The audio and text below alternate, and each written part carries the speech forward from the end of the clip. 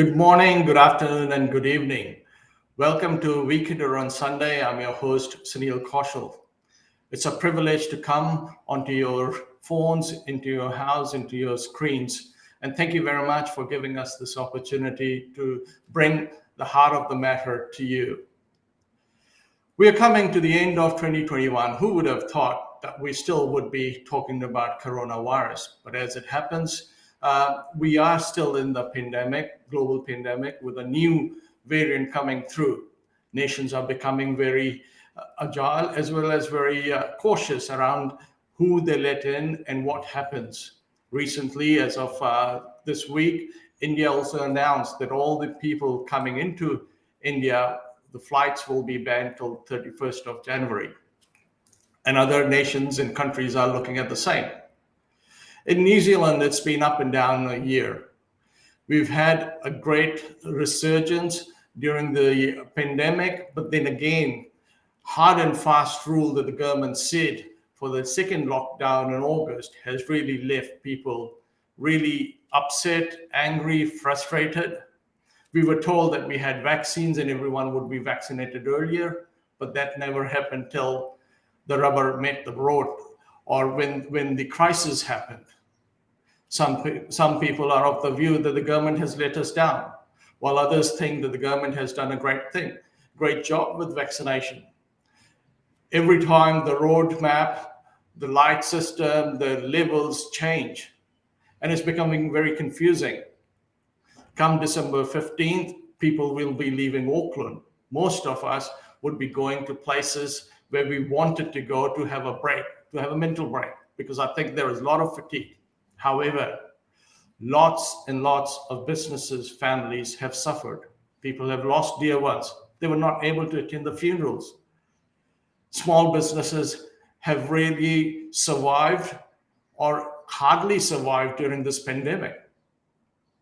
The government did support, but that was not enough. People, you walk around downtown, you walk around the suburbs, shops are for lease now. Businesses that have been there for 25 years, 20 years are all gone. Because how much can you sustain? In politics, we've had the roller coaster ride of National as well as Labour. What we have seen is that in the recent polls, National Act combined votes have overtaken Labour and Green, while the Labour Party puts it to fatigue of the virus. Some people are saying, and it is of the opinion, that we are beginning to see the wheels come off. And the National Party in December chose their new leader, a leader who say could be the savior of the National Party in 2 years. As we know, elections are 2 years away, and it can be a very hard time for 2 years to come through, because in politics, it's about survival till Friday. However, we will be joined by the leader of the opposition, a sitting MP from Botany, and the leader of National Party, Christopher Luxon, soon. However, I just want to read out a few things about Christopher Luxon, and then we'll ask him a few questions. It seems that Christopher Luxon already has broken the mold, or has at least given a serious bashing. To take it from National's new leader, he spent few days up till his election, not in time-honored leadership contest, frenzy of horse trading, wheedling, and bullying, but in putting the caucus through a sort of family group conference. He's concentrated, he said, on how to break this pattern of behavior. Like a frustrated parent of delinquents, he ordained no more toys or outing, confiscated car keys, and mandated time for intensive policy homework.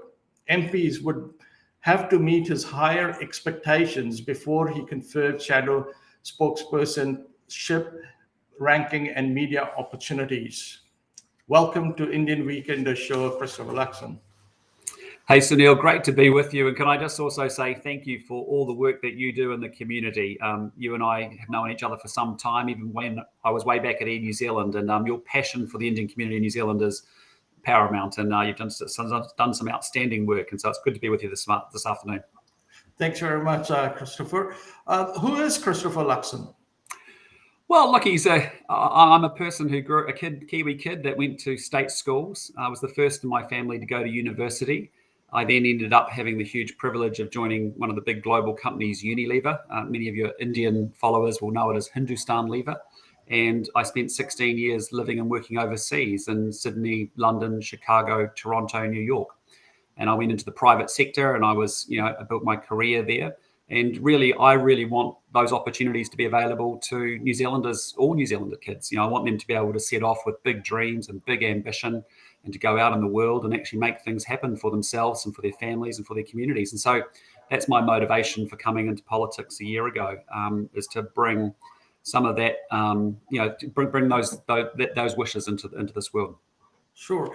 But you have been in politics for a year over now, probably coming 1 year, 1 month since last election. But you know that politics is very different ball game than a corporate affair. And in politics, you need to take people with you. So how do you do that? How do you balance that? Because people will see, oh, he's a guy who's talking about success outside politics. So how do you balance that for the voters? Yeah, it's a good question. I mean, the real conversation that's happened in the National Party in the last 10 days, and with me coming through as leader, has been fundamentally, I've only been there 12 months, but I come from an outside experience of having led large organizations, having formed good teams, having built great culture. And really, it's that leadership experience that is transferable from the commercial world into the political world. But equally, it's about taking the talents of the 33 people that we have in our caucus and making sure, given all their skills, abilities, and experiences, and we have some very impressive people, that we actually have them working together as a team in a very complementary way. And in many ways, for me, it's a bit like the 𝐸𝐥𝐥 𝐍𝐚𝐿. You have a world-class prop who plays excellently in that position, as well as a world-class fullback.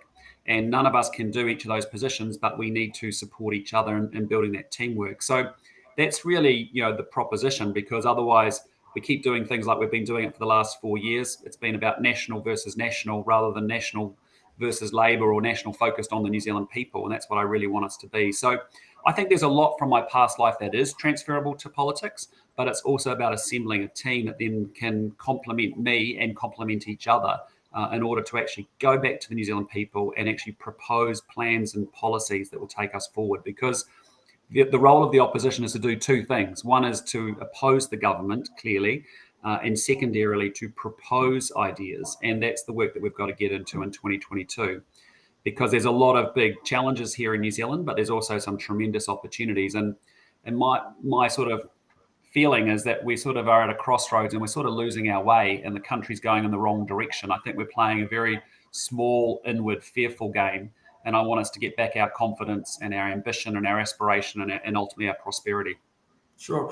Chris, you were quoted in your opening remarks when you were conferred the leadership of the National Party that it is the reset. Why do you need a reset? Well, because, to be honest, the last few years we haven't been focused and we've been focused on ourselves, and the National Party has become a story in its own right. And that's not what should be happening. We're there for public service. We're there to serve the people of New Zealand, and it's not about us. And as a result, that's what I wanted to say. We're turning the page. We're leaving the baggage behind. We're hard resetting it. And with Nicola Willis and I, and then the subsequent assemblage of that caucus, I think we're going to go forward and focus on the future, not the past, and not the personalities and the egos, but actually on the New Zealand people. You were also quoted in the same speech that you are here to first woo the 413,000 voters that moved away from national. How are you planning to do that? And how do you think the outcome would be? Because 2 years is a long time. Yeah, look, I think there's good reasons for why people left the National Party and didn't feel that we were an alternative government. If you're not playing as a team and you can't manage yourselves, why on earth would the public actually think you could run the country? And so that's the first thing is we have to manage ourselves as individuals, manage ourselves as a party, which is what we've committed to doing, and then prove to the New Zealand people and earn back their trust over the next 2 years to say we are a viable alternative government. And I think when you start to think it through and you start to look at the lineup, particularly on our front bench that I've assembled, and you start to say person on person, who would you like to be the minister? And you start to believe that the national lineup is an alternative government in waiting. Erica Stanford on education and immigration. Compare her to say a Chris Farfoy. Think about Simon Bridges on Grant Robertson. Nicola Willis on housing. These people really know their portfolios very well, and they're going to be proposing and opposing incredibly strongly. Oh, that's great. But then that's 413,000. What about the others that you need to support you? The 413,000, and initially, that's my focus, is on making sure the National Party is a mainstream political party. Ultimately, we have to get 1 in 2 voters pretty much that are walking down the main street of Queen Street to want to vote National over the next 2 years. And that's what it takes to win, And so that, we've got to focus on the economy. We've got to focus on, powering up and unleashing the entrepreneurship and small business energy that's there, that's being discouraged. We've got to fix, education. We've really got to work on mental health. Law and order is a major problem in this country at the moment. There's a whole series of issues, and we've got to come up with new proposals that hopefully New Zealanders can understand and get their heads around and say, yep, I like the look of that, and I know what I'm going to get when these guys get to government. And so that's the real focus. As to then coalition arrangements and how all that goes down, that's a long way away. My focus is on making sure the National Party is a mainstream political party and has, and can excite New Zealanders about what we want to do. You just mentioned coalition, which was my next question to you. I know 2 years is a long time, but would you be open for a coalition with other parties, including ACT and New Zealand First? Look, all of that at this moment, to be honest, Sunil, is quite hypothetical, because our first job is to prove that we can get traction with the National Party and really connect back to New Zealanders on the things that matter most. And to be honest, I'll be thinking about that a lot further down the track than now. And so, I have good relations with all the members and leaders of the different political parties. I think it's important that New Zealand politics maintains its civility. We can disagree strongly with each other on politics and without being disagreeable at a personal level. David Seymour, someone I know really well from, we were neighbours for many years. And so, I've got good relationships with him, and all the leaders, as I said, across the parliament. Sure. Now, coming to some of the policies for the National Party, etc. Now, you mentioned about Bill English's social policy, and there was a housing, the 3 units policy, etc. And then you've had a change of heart around that. How will National help the Kiwi dream of owning a house in the future? Because and I know the house prices have skyrocketed across the country. For some people it's great, but for the first home buyers, they are being pushed out of the market. Yeah, if I maybe talk about social investment first and then come back to housing, but because I think you're right, I think housing is going to be one of the big 5 issues, for that New Zealanders want us to get into. On social investment, what I've done there is, New Zealand is a great country, but unfortunately, some 5-year-olds in our country today aren't getting the same start that other 5-year-olds are getting, and it's not their fault. It's not a function of anything they've done. They just happen to be born into a more challenging environment or family that's doing it tough. And so, what Bill English was talking about was this model called social investment. And it really is this notion that how do you actually support those that can, so that they can actually, you make targeted, powerful interventions with families and with individuals to actually help them to rise up and leave a state dependence and actually get to a pathway of independence. And so they can participate more in the Kiwi dream. The statistics, because we know where the trajectory of those lives are going to go if we don't go back earlier in time and actually do our very, very best to make powerful interventions. So that's why I've asked Nicola Willis to actually lead that piece of work, because we want to make sure every New Zealander has a shot at the Kiwi dream. and it's hard for many people today.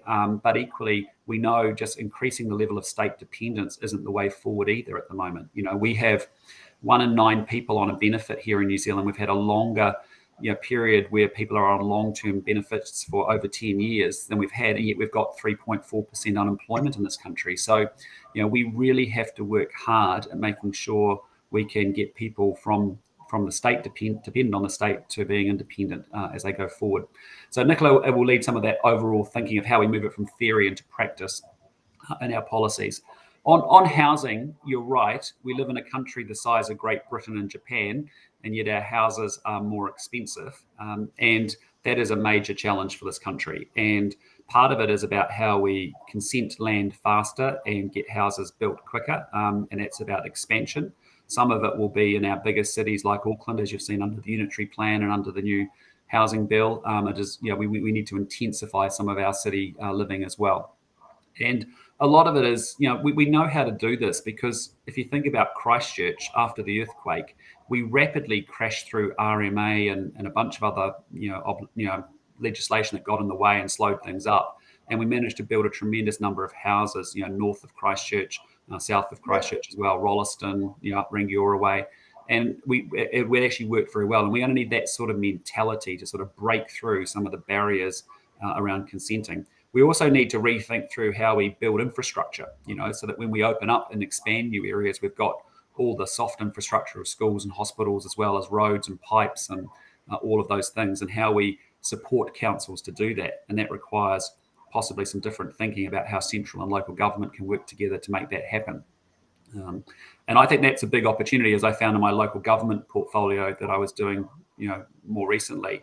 That's a big opportunity to think about how central and local government work together to grow a sub-region and make sure that it is really powerfully, connected with respect to housing, transport. At the moment, do you think there is a disconnect between the central and local government and these things? Because, take, for example, we don't need to discuss, but the Three Waters thing, where so many councils are opposing it, yet it's being passed. So, to a naked eye and to a voter, to a common man on the grassroots, it looks like, they're not talking. I think that's a really good point you make. I think our system was set up in the 1970s and it worked well then, and we've sort of band-aided it and number 8 wired it, and it's sort of it's breaking down. And essentially, the incentives are challenging, because if you're a local government, you have to front up with all the costs. You have to put the roads, the sewer, the wastewater, everything into a subdivision, and then you hope to get some rates at the end of it. So you put all the cost up front and the revenue comes later. If you're central government, you obviously get all the GST and all the tax take associated with that. And so in some ways, the local government are incented not to develop, and central government wants to develop and grow. And what we really need is the two coming together and agreeing what is the critical infrastructure for, say, the Hawke's Bay or for Auckland or for the West Coast. And it might be a combination of Three Waters. It might be even climate adaptation or mitigation. It could be roading projects. It could be hospitals, schools, those sorts of things. And jointly, we work together on those things that will make the biggest difference to make people's daily lives much better. That's great. Look, coming on to a very important housing, and all are important, but another important thing that we find on the street is around our policing. Mm-hmm. You are on the record that you would like the police to be guarded. I was talking to someone who is an ex-policeman, and he says, if the police can't be safe, how can the public be safe? And we have seen that the new recruits will be sent up north to guard the borders, etc.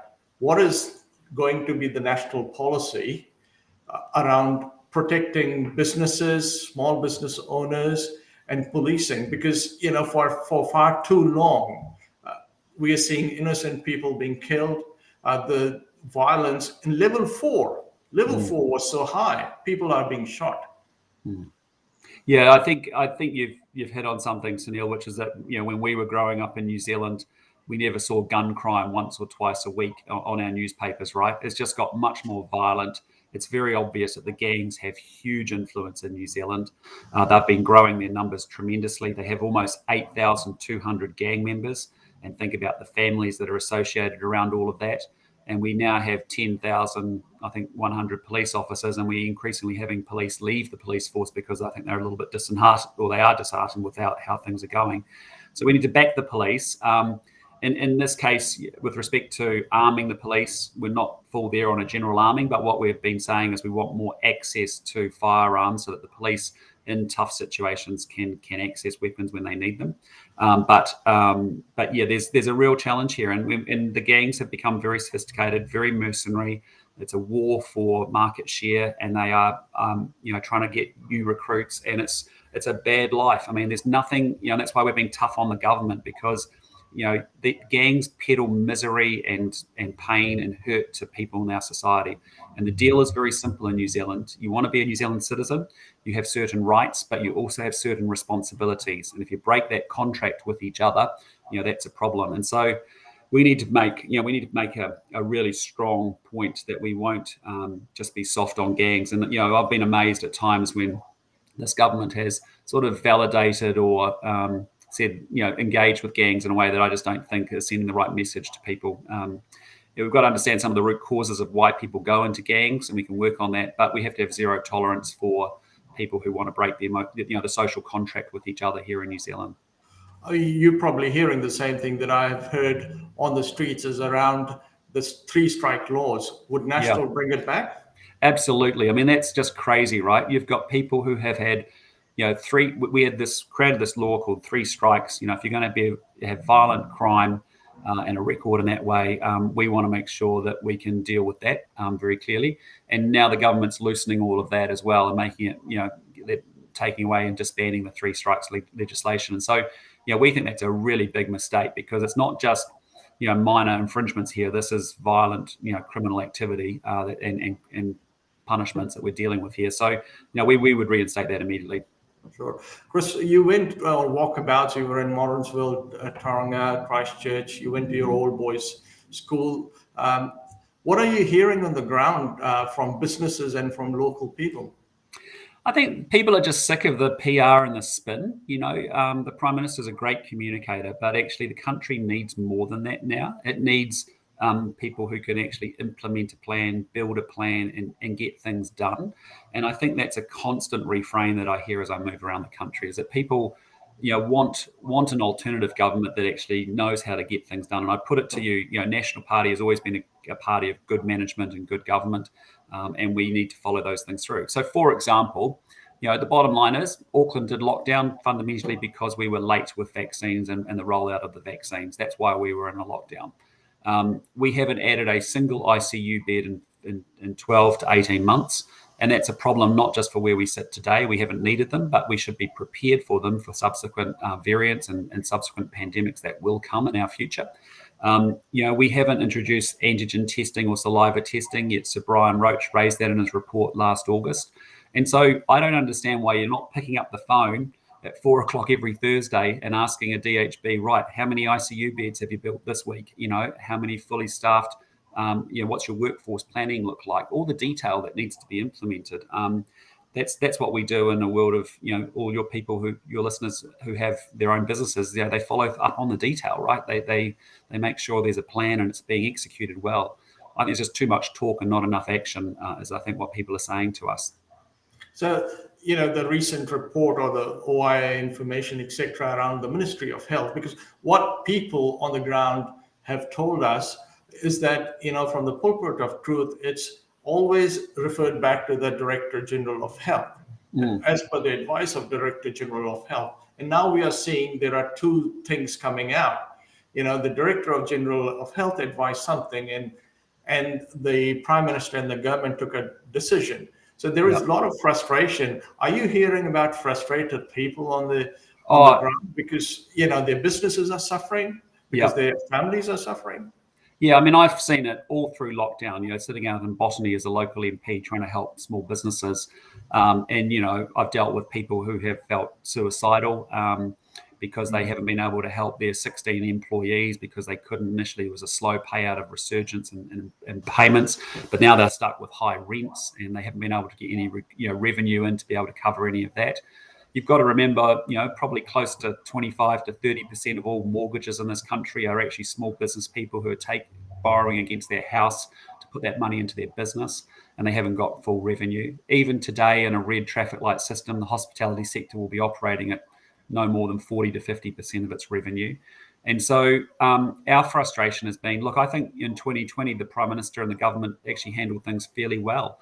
But I think 2021 has been a disaster because they failed to plan and prepare properly and failed to get things done. And as a result, we've just been reacting. And so we've gone from alert levels to steps to now traffic light systems. Your point's a very good one, Sunil. I was asking the Prime Minister about it last week, which was, the criteria for being in red in Auckland is that fundamentally our healthcare system is being chronically overwhelmed.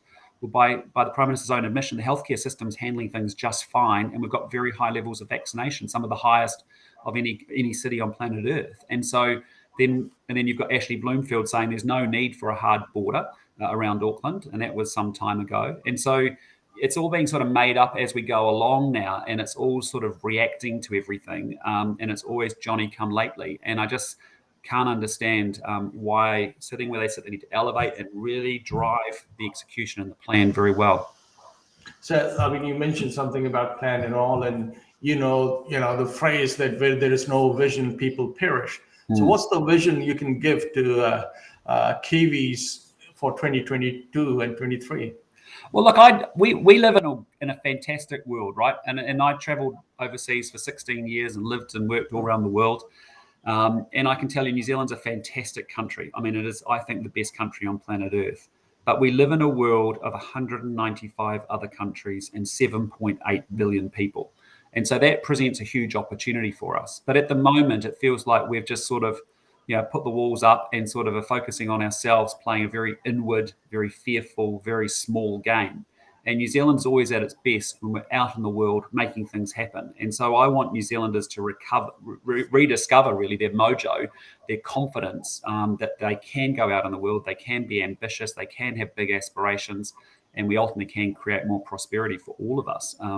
And that just requires, there's a big shift in attitude, I think, that's happened over the last couple of years in New Zealand, where we just have lost our confidence. If you're a small business person, I was talking to a small business in my electorate recently, and they'd won a big customer in Australia, and the business owner needed to spend $1.5 million to get some new capital to make this new product to send to Australia. He needed to hire 3 more people to add to the 16 that he already had in his company. And he said, "Chris, I don't think I'm going to bother." And I said, "Mate, why is that?" And he said, "Well, the government keeps changing the rules, whether it's been around minimum wage, matariki, whether it's public holidays, extra more sick leave." But he said, "It just doesn't feel like they're pro-business or wanting me to get ahead." He said, "I then get my product, I spend the $1.5 million. I then can't find the 3 workers because I need skilled workers to come in from overseas to actually operate that machinery. I send my product out to the ports, and our product has gone from $2,000 a container to $10,000 a container. And the ports of Auckland probably has about a 40% on-time performance of when ships arrive and take product away versus 80%. It arrives in Australia. I end up frustrating the customer. They say, "Why bother?" And I've been stuck with all this cost, all because there's no encouragement to go ahead. In Australia, they have let their small business people write off their new capital investments in 1 year rather than amortize it over 10. And that's the sort of thing where you then are making investments, and you're saying to New Zealand entrepreneurs and business people, you make the jobs happen, you make you raise our incomes. That's how it gets done. It's not government sitting in Wellington in a very centralized and controlled way, believing it creates the jobs. It's got to set the conditions so that they're actually free enterprise, and people who want to take a punt and have a go actually can do so. And so that's really the attitude shift that I want to see happen in this country again. And we have been there before, and we need to get back again, because ultimately that's how we lift our incomes. That's how we do better. I think some of that small business policy that you're talking about might be some music to the ears of the struggling businesses. We've got to see that. I know we are running short of time, but just a couple of more questions to you. Where do you see the New Zealand-India relationship, both from diaspora point of view and from trade? And, having worked in Air New Zealand, everyone firstly thinks direct flight. So what's your view on those? Yeah, look, I think, the great thing about, the Indian community here in New Zealand is, as from the work that you did at the Waitakere Indian Association, you've got a population now that's 250,000 plus 5% of the population already contributing over $10 billion worth of activity in the economy here. So we've got a very vibrant community that will continue to do really well in New Zealand. They've made massive contribution. They're a great inspiration, and they'll continue to do well. My disappointment is that we haven't been able to get the broader relationship right with India and New Zealand in particular. If you think about it, India is a $2.8 trillion economy. It's the third fastest growing economy in the world. And actually two-way trade between New Zealand and India is only about $2.2 billion. So about $1 billion in exports and about $1 billion in imports as well. And the frustration I've got is that trade's going the wrong way. If you look at where it was in 2017, before this government came to power, it was actually much larger, the trade between New Zealand and India, than it is today. And so I really have observed that this government, frankly, hasn't put a lot of effort into the India relationship at all. If I compare that to, say, what I observed with Todd McClay, who was an outstanding trade minister who was constantly over in India, constantly talking to his counterparts, wanting to do business with India. I observed John Key going over there and visiting with President Modi, and all of those things. That was a really good thing. And so we need to be focused on getting ultimately to a free trade agreement, would be my view. And then you could make quite comprehensively, it may not be the perfect free trade agreement, but it needs to be a start. And in there you can put direct travel, you can put a whole bunch of seasonal labor, you can put a whole bunch of things into that and discuss that. But the frustration is, again, the government's not out in the world wanting to do business in the world. And that's the only way New Zealand gets wealthy, is by trading with other countries, because we're so small. And so India is, for me, a place that I know well, having spent time there with Unilever and Hindustan Lever. The talent's immense, the opportunity's very, very vast. And we need to keep working hard at trying to unlock that and make that come together. Chris, talking about the Indian population and the voter base, as you know, when you were there for the release of the report, if all Indians that are eligible to vote would probably bring about 7 to 8 members of parliament. Now, I know you believe in diversity and inclusion, but would we see that in the new National Party under you, that a lot more people representing a people's group would be there?